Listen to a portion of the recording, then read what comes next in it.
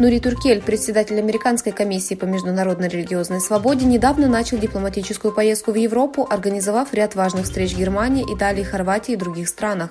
Сообщается, что Нури Туркель встретился с правительственными чиновниками в Германии и рекомендовал не сотрудничать с Китаем, пока известные компании сокращают сотрудничество с ним на фоне запрета китайцам на продажу товаров для принудительного труда в Италию.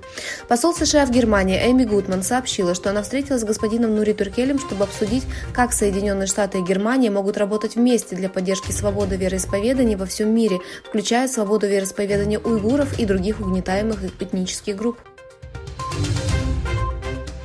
13 января Китай провел специальную пресс-конференцию, посвященную трехдневному визиту Всемирного совета мусульманских общин в Восточный Туркестан. На встрече представитель правительства уйгурского автономного района Суй Гюсян повторил слова делегации, заявив, что они высоко оценили усилия китайского режима по искоренению терроризма и экстремизма. 55 неправительственных организаций и 30 религиозных деятелей, собравшихся в Стамбуле 15 января, выступили совместным заявлением, комментируя визит Всемирного совета мусульманских общин и геноцид китайцев против уйгуров. Конгресс США принял закон, запрещающий Соединенным Штатам продавать стратегические запасы нефти Китаю.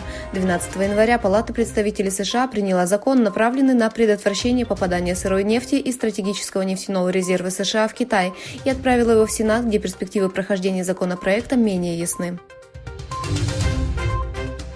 Партнеры Apple, Foxconn Technology Group и Pegatron стремятся расширить производство в Юго-Восточной Азии в 2023 году, чтобы снизить геополитические и экономические риски. В качестве причины этого указывается растущая напряженность между Китаем и Тайванем. И Foxconn, и Pegatron являются компаниями-производителями электроники со штаб-квартирой в Тайване. Обе компании производят продукцию для Apple и других партнеров как в Китае, так и на Тайване. Китай отреагировал на критику, высказанную премьер-министром Японии Кишидой Фумио в связи с визитом двух стран в США по поводу увеличения Китаем запасов ядерного оружия. Заместитель министра иностранных дел Ван Виньбинь на ежедневной пресс-конференции в Пекине утверждал, что совместное заявление США и Японии было направлено на то, чтобы узаконить увеличение военных расходов, преувеличивая китайскую ядерную угрозу с помощью манипулятивных заявлений, которые искажают факты.